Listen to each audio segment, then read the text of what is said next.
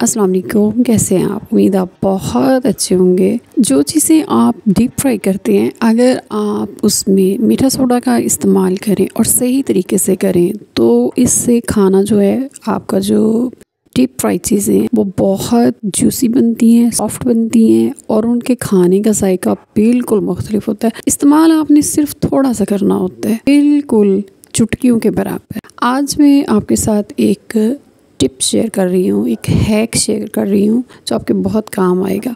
ये मेरे पास बेसन है, छना हुआ है 4 टेबलस्पून और इसमें थोड़ा सा ये मसाले हैं जो हम पकौड़ों में डालते हैं। इसको हमने पेस्ट बनाना है, हल्का सा पानी डाल के थोड़ा थोड़ा पानी करके डालना है। इसमें प्याज है 2 चम्मच और 2 चम्मच ही हरा धनिया है और 1 चुटकी सारा आपने इसमें मीठा सोडा डालना है। मीठा सोडा और बेकिंग पाउडर में फ़र्क होता है। बेकिंग पाउडर जो होता है ये हमेशा डीप फ्राई चीज़ों में आप डालें और बेकिंग सोडा जो होता है उसको आप हमेशा बेक करने वाली चीज़ों में डालें। कुछ चीज़ें ऐसी होती हैं कि जिन पर बेकिंग सोडा भी थोड़ा सा बेकिंग पाउडर के साथ इस्तेमाल कर लिया जाता है और जो चीज़ें आपने डीप फ्राई करनी उसमें हमेशा बेकिंग सोडा का इस्तेमाल करें। ये कुछ चीज़ें हैं जो मैं इसी बनाई हुई पेस्ट के साथ फ्राई करके आपको दिखाऊंगी। कुकिंग ऑयल हस्बे आदत डाल के हस्बे ज़रूरत डालने के बाद आप इसको मैं फ्राई करूँगी। हरी मिर्चें 2 और उसको दरमियान में मैंने कट लगाया।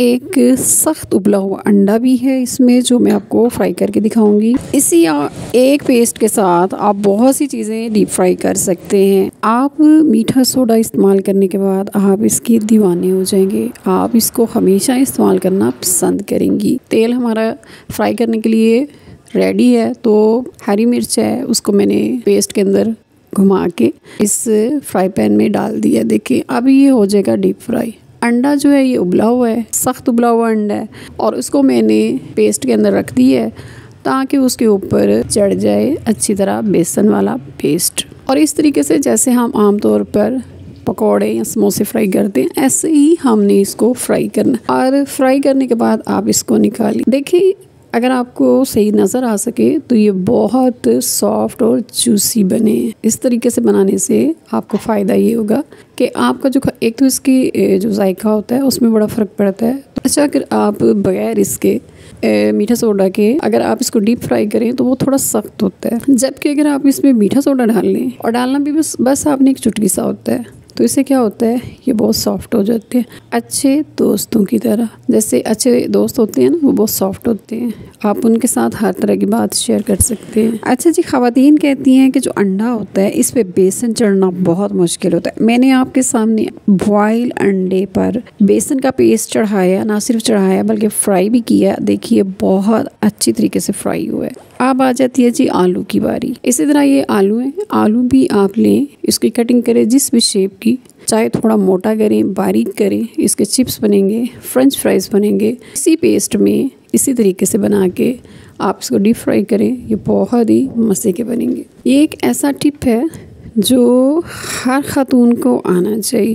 वो लोग जिनके पकोड़े मज़े के नहीं बनते, समोसे मज़े के नहीं बनते, फ्राई नहीं अच्छे होते, आप अगर बेकिंग सोडा जो है समोसा बनाने के लिए आटा उसका बना रहे होते हैं, उस मैदे के अंदर भी आप थोड़ा सा अगर डाल लें तो भी आपकी जो समोसे होते हैं बड़े फ्लॉफी बनते हैं। इसी तरह पूरियों के लिए मीठा सोडा के बहुत से फ़ायदे हैं और बहुत सा इसको अच्छे तरीके से इस्तेमाल किया जा सकता है। और ये याद रखें कि जिन चीज़ों में आप मीठा सोडा का इस्तेमाल करते हैं, बेकिंग सोडा का इस्तेमाल करते हैं, जब आप उसको फ्राई करते हैं तो वो बहुत जल्दी पक जाते हैं। तो आपने करना क्या होता है कि ज़रा हल्की आंच पे उसको पकाएं ताकि वो अंदर से भी पक जाए, सिर्फ ऊपर से रेड या जल ना जाए। उम्मीद है मेरा आज का ये टिप आपको अच्छा लगेगा। इसको इस्तेमाल कीजिए और मुझे बताइएगा जब आपने इस्तेमाल किया तो आपका तजर्बा कैसा रहा। ख्याल रखिएगा, फिर मिलेंगे एक नई और मज़े की रेसिपी के साथ। अल्लाह हाफ़िज़।